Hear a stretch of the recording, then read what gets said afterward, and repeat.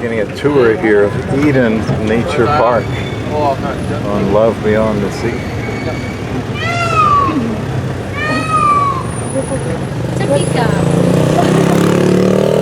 That was not a paying customer, that was an animal.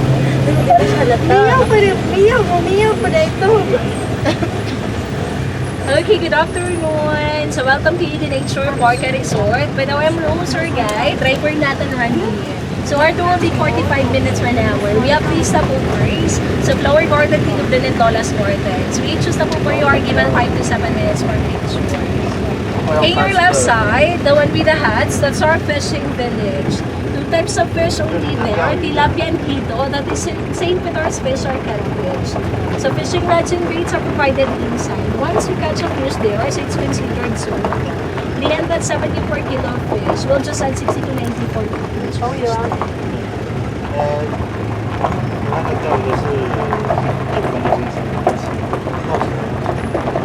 Philippine deer, Philippine brown deer on that side. So it's considered endangered deer. That's why we're propagating them. What is it? Okay, if you want to stay at night, we have also several cottages. Oh yeah, inside yeah, it is everyone. different. That's our Vista Cottage. With 4 to person, it's perfect for lovers and honeymooners. Rate for night and 4,414 including breakfast. So in the yellow building, that's a garden hall. Our biggest functional here, they can accommodate 300 people. So for conventions, seminars, team buildings, workshops, or even wedding receptions for big events. Sa other side, continuation ng Deer Park. Actually, dyan yung kailangan some of the games they were hiding on the grass. Those white rooms are their showrooms. We just started here 1 pair of deer. So now we have more than 30 Philippine deer now. Deer now is more crazy. So they love to eat, love to relax, bananas, and beans. Huh?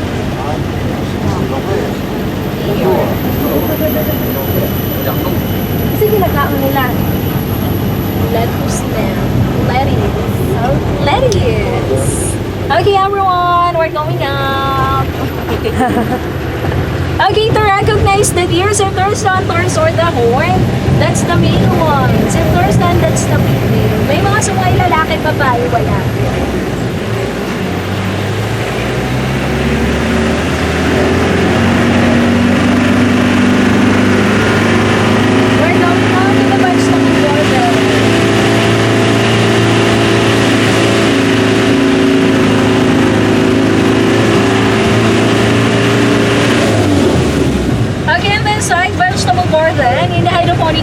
So hydroponic soil has been planting lettuce with some coconut husk, so that's powderized also. Of course, water to provide nutrients to vegetable lettuce. Hydroponics with a water working system.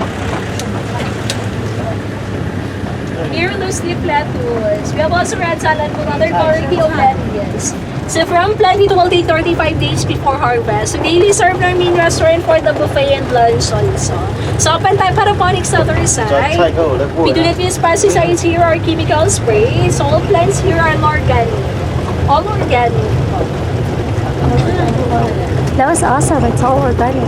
So salad tomatoes or kamatis. We have here apple-sized tomatoes, the big ones. From planting, 77 days before harvest. If you want to buy, available at the restaurant also. So other supermarket downtown, SMG Mall. Just look for the Green Edens here. Here, holiday lodge with for 2 again. 1 lodge has 4 rooms. 1 room with for 2 persons. Same as sa Vista Cottage, 4,440 per night, including breakfast. So across the road, holiday terraces. Functional here, they can accommodate 70 people for small events only. Seminars, parties, or workplace. For small groups then. Upper left, mangosteen orchard. That's the mangosteen trees. Mangosteen. Our mangosteen here covers 3 hectares. Marami pa tayong madaanan namin. It's off-season, no fruit. Big season of mangosteen, month of August for Hatayawan sa naman. Mangosteen.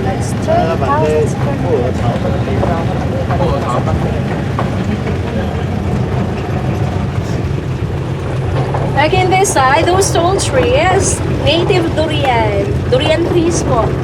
Yan, mataas ang puno pero maliliit ang bunga yan. Basta good. 种榴莲的。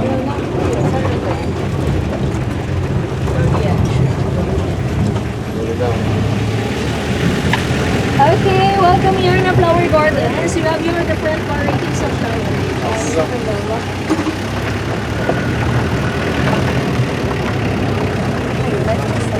Oh yeah. Statue over there, St. Francis of Assisi, St. Nicholas Nature. You have also here amphitheater for garden markets. Okay, our first stop here. It's raining. Oh, once you go down. 5 minutes for Get out. picture.我这边叫你来行。 For picture. Go down for picture, 5 minutes. Trying to get out without hurting myself. Oh my. 走走啊。到一个地方，它就会停下来走走。 That's a rainbow. Oh wow, look at that.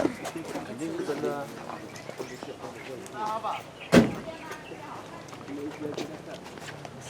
Yes, it Hey, is. it says lover's bell.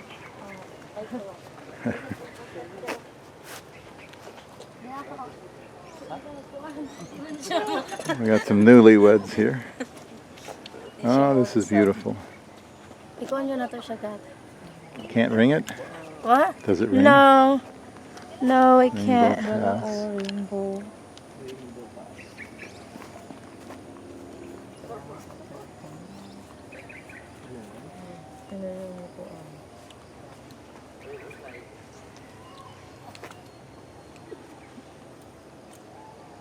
Gati ba na mo click iya ha ata?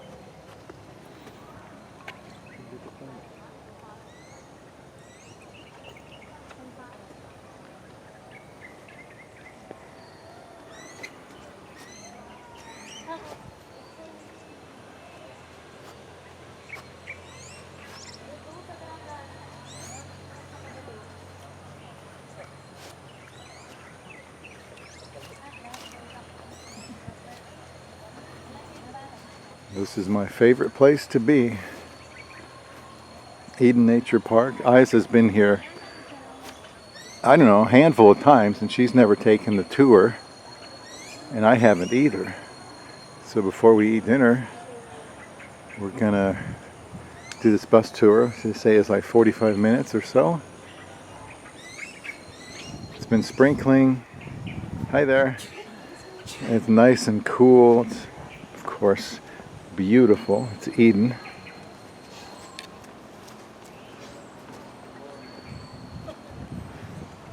I'll do a video eventually and tell you why I love this place so much.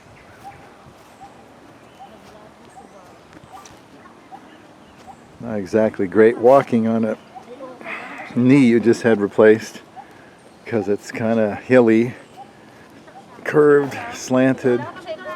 But man, this place is so peaceful. It'd be awesome just to get a hammock and lay around out here for about 5 days without doing anything else. Ikaw mo na po, di ba? Sige, sige. Dali. Cellphone mo.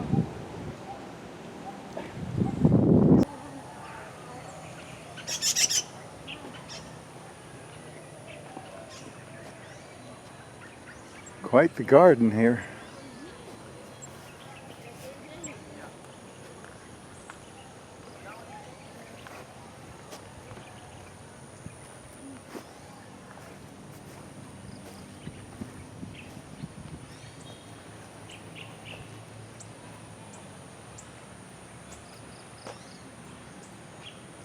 I don't see sunflowers very much anymore.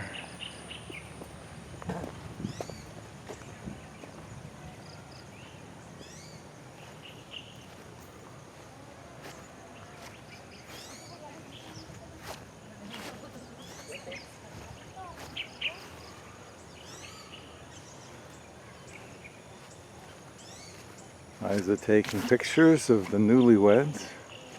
They just got done with a wedding here, actually.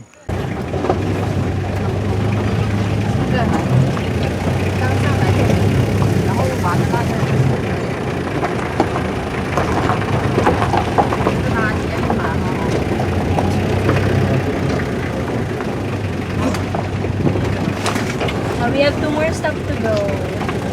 Both sides, still mangosteen. Mangosteen tree still part of 3 hectares here. Mangosteens. And the other on the side, for garden gardens. You know, passing the rainbow pass. Each arc has flowers that correspond to the color of rainbow for the couple to pass through. So for the garden weddings, help them with decorates and then. So amphitheater also used for cleanups and pictorials. So okay, hold on everyone. We're going down to Eden's forest area.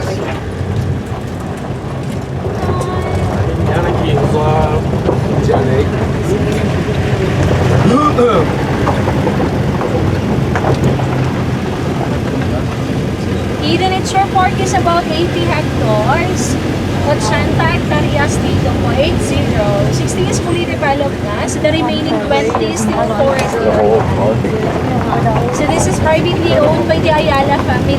Owner of the resort is Ayalas. Ayalas of Davao.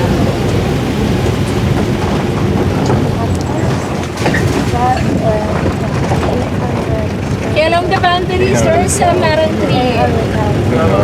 Marang tree po. Matataas ang puno niyan, pero manlapad ang dako. Just a family object to good. Kapansin. Tara. Still of season. Both sides still mangosteen, portals of 3 hectares here. So as you can see, branches of mangosteen are well defined. Hindi man tinapad, especially after portion, din maraise at harvest. So if you want to plant mangosteen, yes, you can see it. So it takes 12 years before it bears fruit. Ganun katagal po. Afterwards, it will be fruiting para 100 of years na yan. So yung mga puno yan, more than 40 years na. To be specific, it's 45 years old na. The tree, nakaharvest sa dito ng marami. Once a year lang ang bunga mangosteen, that's why pag-iisip sa doon masyado. Peak season and month of August, mangosteen. Last August, kilo mangosteen here, only 15 pesos. 1.5 kilo sa mangosteen. Barato na yan. Ganyan na lang. Balik ko na rin. Yan na lang. Balik ko na rin.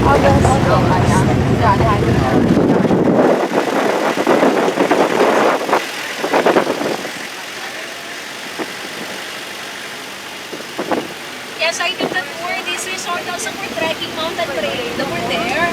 So almost 4 kilometers of walking. 2 to 3 hours is the estimated time before you finish. So if you wish to park or hike there, so we will just give you a map. Only a guide map here without the tour guide. Kayo na. May mga signages din sa baba kung pwede lakaran or hindi. Wala kayo tour guide talaga na kasama.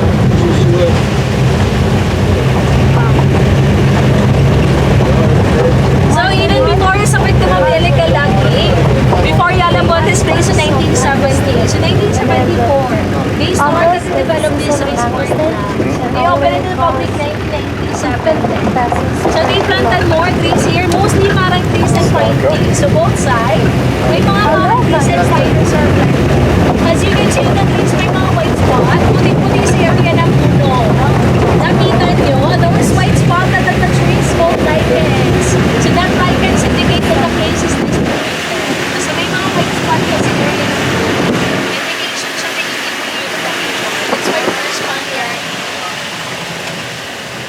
So 95% here man-made, including marang trees and pine trees. The remaining 5% here is still natural. Bamboos or kawayan na example. Huge bamboos. That's the remaining natural. Bamboo.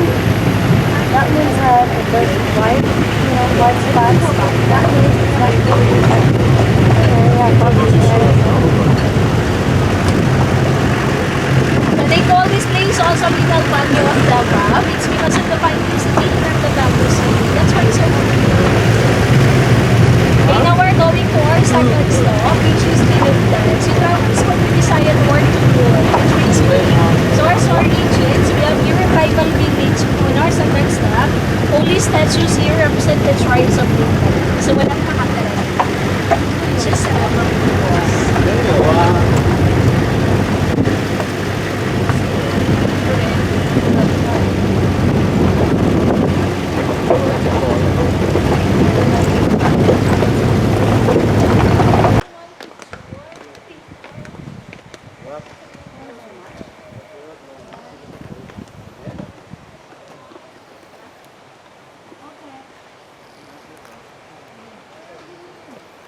Dad. 1, 2, 3. Okay, bilisan. Share ka daw siya. Magkat mo siya, sir. Kayo mo ba?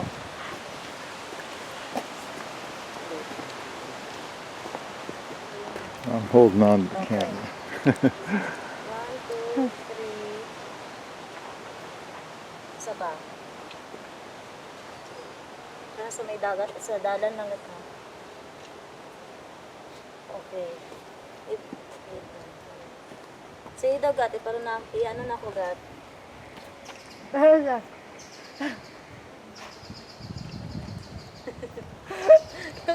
What's this? Wala naman. Gat. Sige, sige, Gat. Si Bob na vlog, sa'yo mo ako na picture. Being silly now. Pretty cool place. Dili ko, mata. Ata drive. No shortage of color.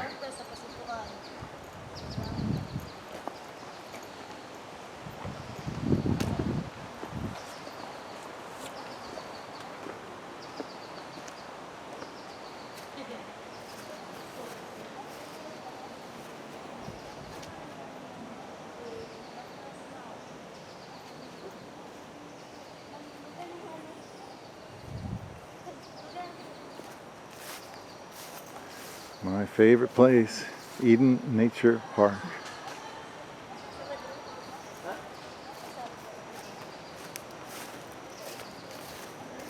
They said it's 80 hectares. 80 hectares of land, Eden Nature Park.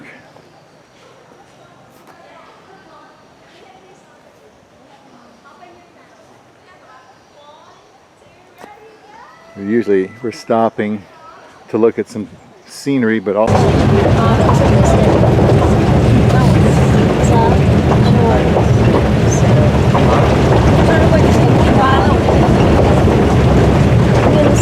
Okay, but before our last stop, we have here plant nursery.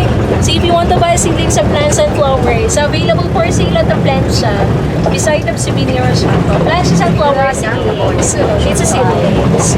Okay, now we're going to our last stop, which is Lola's Garden. Lola is a Filipino name for grandmother. Grandmother's gardens. We have there Bahay Kubo, so fishing well. Carabao overlooking Davao. Mostly the plants of Lola's or grandmother. care about all right. I like those.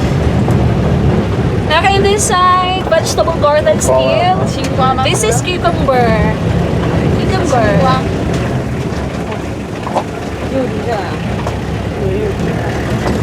Okay.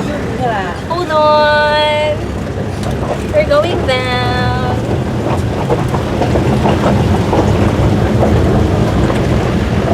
In this side, herbs and spices. It means restaurant daily fresh familiar. Sa other side, view of Davao City.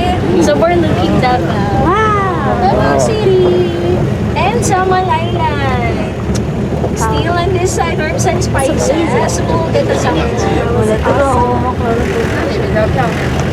For a while, we'll get the sample.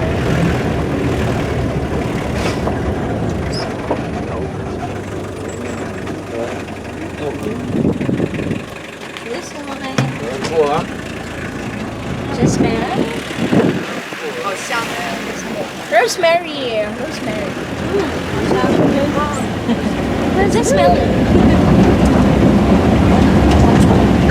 Okay. Dragon fruits or yellow pitahaya. That's a family of cactus. Dragon fruits. Okay, our last stop here. We have here. Wishing well. We're looking Davao City. Overview. Bahay Kubo. Of course, Carabao. Or friendly Carabao because it's not moving. 这个叫迷迭香是不是？ Okay, go down. Harmless Carabao. 又打卡。 I will. I will. Rosemary tastes pretty good. Can you take us a picture, please?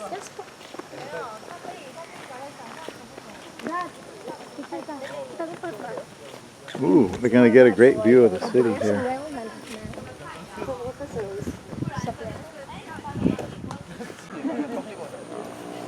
That's Davao City in the background. We're here at Eden Nature Park.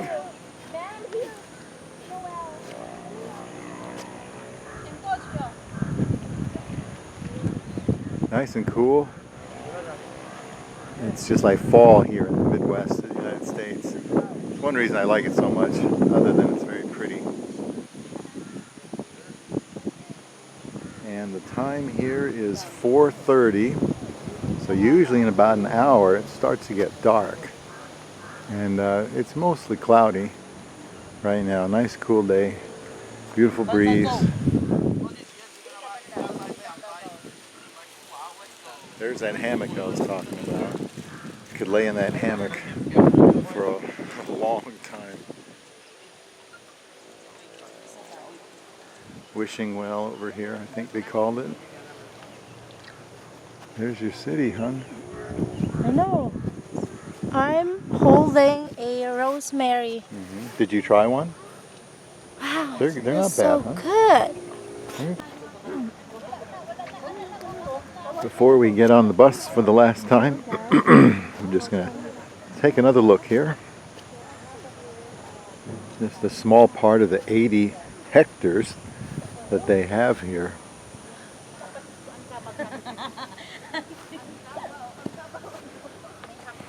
It's a really nice place. Aiza's taping for her vlog over there.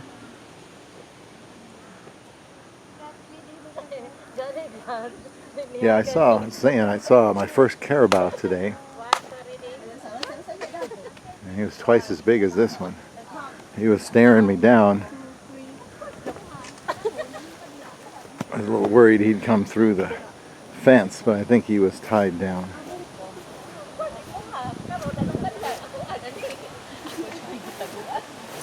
He was bigger than this.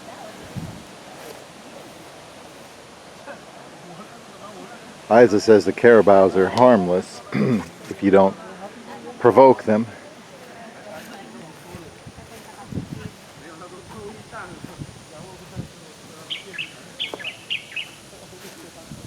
Yes.